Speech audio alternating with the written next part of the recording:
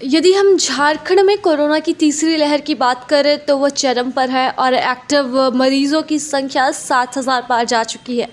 ऐसे में पहली और दूसरी लहर के दौरान स्वास्थ्य विभाग बड़ी ही तैनाती के साथ इसे काबू पाने में काम किया, इससे काबू पाने की दिशा में काम किया गया स्वास्थ्य विभाग के द्वारा। और जिला स्वास्थ्य विभाग पूर्वी सिंहभूम में लगातार जिस तरह से कोरोना के मामले बढ़ते जा रहे हैं, ऐसे में जिला स्वास्थ्य विभाग की जिम्मेदारी दोगुनी हो चुकी है। जिला स्वास्थ्य विभाग 24 घंटा टेस्टिंग से लेकर ट्रीटमेंट तक की सारी व्यवस्था का जिम्मा अपने सर पर लिए हुए है।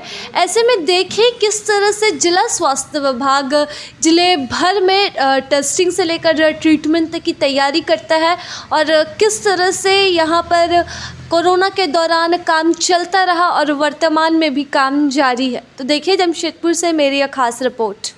कि जितने लोग पॉजिटिव आ रहे हैं, कोई भी जो है तो गवर्नमेंट फैसिलिटी या प्राइवेट फैसिलिटी जो इंस्टीट्यूशनल फैसिलिटीज़ है वहाँ पे कोई जाना नहीं चाहता, ज़्यादातर अपने होम में ही रहना चाहते हैं। ये एसिम्प्टोमेटिक है, कोई प्रॉब्लम नहीं है। इस तरह से अगर होम में रह रहे हैं तो कुछ गाइडलाइंस है गवर्नमेंट ऑफ इंडिया की तरफ से और स्टेट गवर्नमेंट की तरफ से, उसको फॉलो करना बहुत ज़रूरी होता है। मगर प्रायः यही देखा गया है कि लोग उस चीज़ को फॉलो नहीं करते हैं, जिसकी वजह से होता ही क्या है कि खुद तो पॉजिटिव हैं, कैरियर हैं एक्चुअल में वो, और वो दूसरी जगहों पे डिज़ीज़ को स्प्रेड करते हैं। खुद तो ठीक है, सिम्प्टोमेटिक है, कोई प्रॉब्लम नहीं है, कोई इशू नहीं है, मगर अदर के बारे में नहीं कहा जा सकता कि उनको कोई प्रॉब्लम ना हो। अगर वो इन्फेक्ट हुए, हमारे घर में अगर बुज़ुर्ग हैं या हमारे पड़ोस में बुज़ुर्ग हैं या पहले से बीमार हैं, कोमोर्बिड कंडीशन है, डायबिटीज़ है, हाइपरटेंशन है, हार्ट की प्रॉब्लम है, किडनी की प्रॉब्लम है, लीवर की प्रॉब्लम है, कैंसर की प्रॉब्लम हो चुकी, उनके लिए ये बहुत ज़्यादा मतलब एक फैटल हो जा रहा है बार बार। तो कम से कम वो लोग जो अगर कोशिश ये करें कि अपने आप को वो फैसिलिटी में ही जाएं और वहाँ पर अपना रहें, वहाँ पे जांच होगी, 5 to 6 डेज़ के बाद दोबारा जांच होगी, नेगेटिव हो जाए फिर वो घर पे रहें। नेगेटिव आने के बाद एटलीस्ट 7 डेज़ तक के वो अपने आप को आइसोलेट रखें, क्योंकि ऐसा ना हो कि जो उनको डिक्लाइन हो रही है उनकी प्रॉब्लम, वो फिर से उभर के बाहर आ जाए। डॉक्टर, कहीं ना कहीं यही वजह है कि जमशेदपुर में खासकर कोविड के मामले लगातार बढ़ रहे हैं। एक ही घर से ज़्यादा पॉजिटिव ये डेफिनेटली देखिए स्प्रेड होता है, सबको पता है कम्युनिकेबल डिजीज़ से एक से दूसरे को होता है। और अगर आप आइसोलेट घर में अगर हैं तो डेफिनेटली अपने आप को आइसोलेट कर पाना बहुत मुश्किल होता है। ये चीज़ें कि सभी के घर ऐसे नहीं है कि बिल्कुल उनके लिए अलग से एक रूम हो और सारी फैसिलिटीज़ हो उस रूम में, क्योंकि अटैच बाथरूम भी हो, अटैच टॉयलेट भी हो और खाने पीने का सब कुछ अलग से इनका हो जाए इंतजाम, जो पॉसिबल नहीं है हर घर के लिए। ठीक है, तो वो कहीं ना कहीं हमारे अपने फैमिली मेम्बर्स, इसीलिए ज़्यादातर देखा जाए कि घर में कोई एक पॉजिटिव हो रहा है तो बाकी फैमिली मेम्बर्स भी पॉजिटिव आ रहे हैं। जब फैमिली मेम्बर्स भी पॉजिटिव है तो सारा घर तो बंद हो नहीं सकता, घर से बाहर निकलेंगे ज़रूर लोग और ये फिर कम्युनिटी में स्प्रेड करेंगे। तो ये चीज़ें कही जा रही, कोशिश की जा रही कि ये लोग फैसिलिटी में चले, जैसे ही पॉजिटिव आते हैं अपने आप को आइसोलेट करें और फैसिलिटीज़ में चले जाएँ। गवर्नमेंट फैसिलिटीज़ है, एनफ स्पेस है, सब कुछ है, माइल्ड के लिए अलग है, सिम्प्टोमेटिक के लिए अलग है, एसिम्प्टोमेटिक के लिए अलग बना हुआ है, और वहाँ पे अपना रह के ताकि कम्युनिटी स्प्रेड होने से बचाएं। और जब तक कितनी बड़ी दिक्कत आप लोगों के लिए बनी ये हम लोग बहुत बड़ी परेशानी है ये हम लोग के लिए कि इसमें हम लोग कॉल करते हैं, एम्बुलेंस भी जाती है और मना कर देते हैं साफ कि हम नहीं जाएंगे, हमें कोई प्रॉब्लम नहीं है, हम नहीं जाएंगे। ये सबसे बड़ी। दूसरी सबसे बड़ी ये होती है कि अगर कोई पॉजिटिव आता है किसी भी फॉर्म में, रैपिड में हो, ट्रूनेट में हो, RT-PCR में हो, तो वो स्टे करें घर पे और फिर 7th या 8th डे पे दोबारा चेक करवाएं। वो ज़रूरी होता है, तब जाके डिज़ीज़ की सही पोजीशन पता चलती है कि वाकई आपके अंदर जो वायरस लेवल इतना लो हो गया है कि वो अब डिटेक्ट नहीं हो रहा है। क्योंकि कभी कभी क्या होता है कि हमने अभी जांच किया और अगले दिन ही हम जाके दोबारा सैंपल दिए, तो ये फ्लक्चुएट होता है कि वायरस लोड कभी ज़्यादा होता है, कभी कम होता है। तो अनफॉर्चुनेट जिस वक्त सैंपल लिया गया दोबारा, उस वक्त वायरस लोड कम था और वो उनका नेगेटिव आ गया, तो वो नेगेटिव मान लिया, जबकि ऐसा चांसेस होता है कि एक दिन के बाद फिर करवाएं तो हो सकता है वो फिर पॉजिटिव आ जाए। तो बेटर ये है कि अगर कोई पॉजिटिव आता है तो 7 डेज़ तक के अपने आप को आइसोलेट करें और उसके बाद दोबारा चेक करवाएं। ठीक है, ये इस तरह की प्रॉब्लम को, इस तरह की कम्युनिकेबल डिजीज़ को अगर स्प्रेड होने से रोका जा सकता है तो ये सबसे पहले हमें कम्युनिटी का सपोर्ट चाहिए। अगर कम्युनिटी का सपोर्ट हमें नहीं मिलेगा तो बहुत मुश्किल होगा इस चीज़ को कंट्रोल करने के लिए। तो मेरी तो अपील यही है सारी पब्लिक से, सारी कम्युनिटी से कि खुद को बचाएं और दूसरों को भी बचाएं। ख़ास तौर से अपने फैमिली मेम्बर्स को ज़रूर बचाएं, अपने बच्चों को बचाएं, अपने बुज़ुर्गों को बचाएं। क्योंकि हो सकता है आपको कुछ नहीं कि आपकी स्ट्रेंथ इतनी अच्छी है, आपकी इम्यूनिटी इतनी अच्छी है कि आपको कोई प्रॉब्लम नहीं हो रही, वो हमारे बच्चे और हमारे घर में जो बुज़ुर्ग हैं शायद उनकी इम्यूनिटी इतनी अच्छी नहीं हो और उनके लिए ये फैटल हो सकता है। तो बेटर ये है कि अगर कोई भी पॉजिटिव होता है तो पहला प्रेफरेंस दे कि वो फैसिलिटी में चले आएँ, और अगर पॉसिबल नहीं हो पाता है तो घर पर अगर स्पेस है तो अपने आप को पूरी तरह से आइसोलेट करके रखें तब तक के जब तक एटलीस्ट 7 डेज़ नहीं बीत जाता है।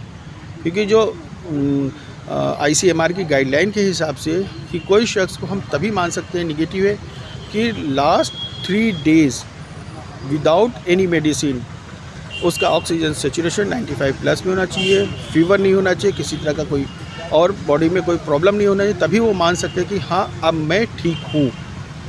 इसलिए तभी कराना चाहिए इस चीज़ को टेस्ट, कि इसीलिए कहा जाता है कि 7 डेज़ तक के वो स्टे करें घर पे, उसके बाद दोबारा चेक करवाएं। और चेक करवाने का निगेटिव होने के बाद 7 डेज़ के बाद अगर निगेटिव आते हैं तो 7 डेज़ घर पर और भी अपने आप को थोड़ा सा आइसोलेट रखें, बहुत ज़्यादा मिक्सअप ना हो, मतलब हाँ 100% आइसोलेशन भी नहीं फॉलो करें, थोड़ा सा आइसोलेट रखें कि इतना ज़्यादा मिक्सअप ना हो, थोड़ा सा डिस्टेंस बना के घर वालों से रहें और घर वालों के साथ उठ बैठ सकते हैं बट थोड़ा डिस्टेंस मेंटेन करके।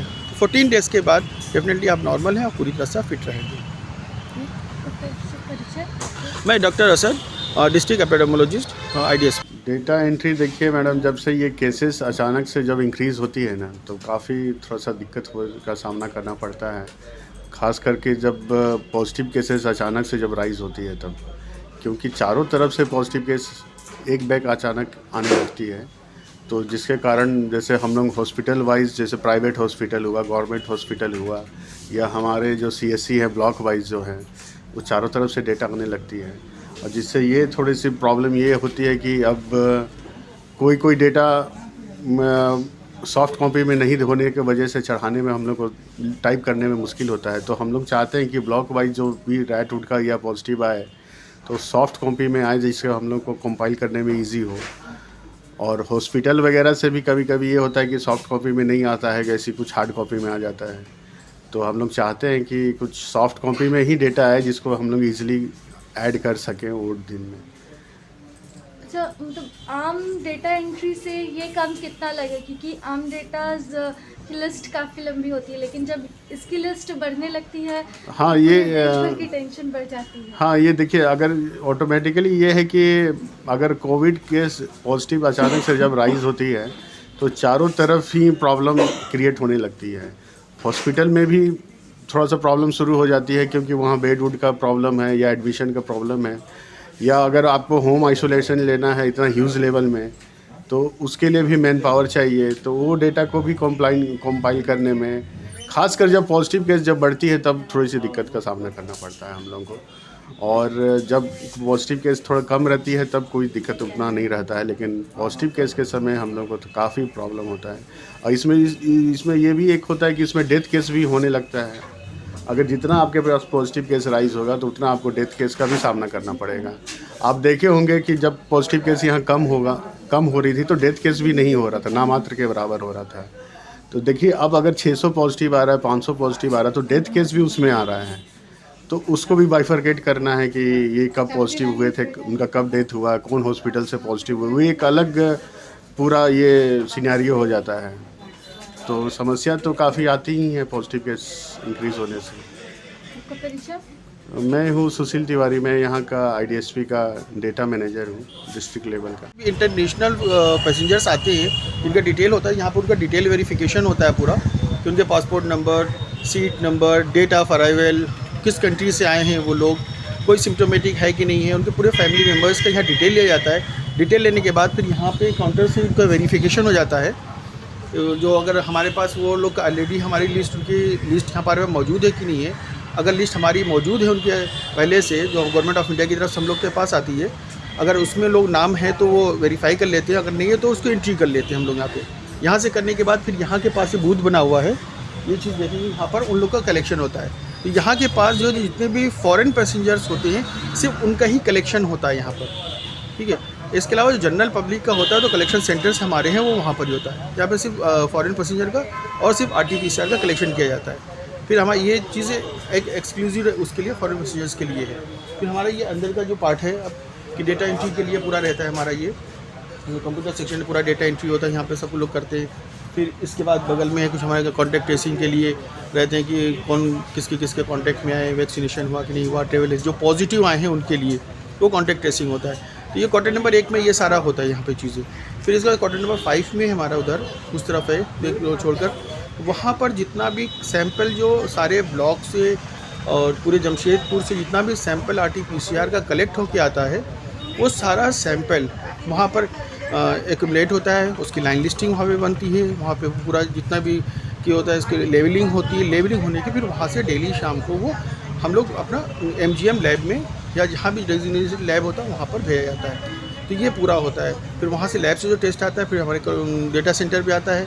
डेटा सेंटर से हम सब लोग सबको उनको पॉजिटिव निगेटिव सबका बाइफरकेट होता है। बाइफरकेट तो हमने देखा किस तरह से यहाँ पर टेस्टिंग से लेकर ट्रीटमेंट तक की सारी तैयारियाँ की जाती है। यहाँ तक कि डेटा एंट्री की बात की जाए तो कोविड मरीज़ों की जानकारी सार्वजनिक नहीं होनी चाहिए। ऐसे में बड़ी संजीदगी से सारे डेटा को सुरक्षित रखा जाता है और प्रशासनिक पहुँच तक ही रखा जाता है। और यहीं पर कोविड की पहली और दूसरी लहर के दौरान भी सारी तैयारियाँ की गई और किसी ने भी नहीं सोचा था कि इस तरह की महामारी पूरे देश भर में आएगी और इस तरह की व्यवस्था, इस तरह का कोई ढांचा पहले से ही तैयार रहेगा जिसमें लोग जुड़ते चले गए। और ये सभी स्वास्थ्य कर्मी मिलकर पहली और दूसरी लहर के दौरान निरंतर कार्यरत थे, प्रयासरत थे और उनके ही प्रयास से ज़िले में कोरोना संक्रमण से वो भयावह स्थिति सामने नहीं आई। और उम्मीद की जा रही है कि कोविड की तीसरी लहर में भी जिस तरह से ये लगातार कार्यरत हैं उस तरह से कोरोना की तीसरी लहर के दौरान भी स्थिति उतनी भयावह नहीं होगी। हालांकि स्वास्थ्य कर्मियों के सामने जो कुछ समस्याएं हैं वो आम लोगों से जुड़ी हुई है और लोगों की जागरूकता से जुड़ी हुई है, तो लोगों को जागरूक होने की ज़रूरत है। और जिस तरह से डॉक्टर का कहना है कि अस्पताल नहीं जाना चाह रहे हैं लोग और इससे घर में रहते हुए संक्रमित होने का खतरा बढ़ जाता है, तो वो चिंता का विषय ज़रूर है ज़िले के लिए। तो यहाँ पर लोगों को ये बात ध्यान में रखने की ज़रूरत है और जिला प्रशासन और स्वास्थ्य विभाग लगातार लोगों से अपील कर रहा है कि घरों में रहें, सुरक्षित रहें, कोरोना से बचे रहें। तभी आप और हम कदम से कदम मिलाकर कोरोना की तीसरी लहर से यह जंग जीत पाएंगे। तो इसी के साथ नमस्कार, मैं राजलक्ष्मी लाइव लगातार से। न्यूज अपडेट के लिए आप हमारे चैनल को सब्सक्राइब करें। आप हमें फेसबुक और इंस्टाग्राम पर भी फॉलो कर सकते हैं। बने रहे लगातार.in के साथ।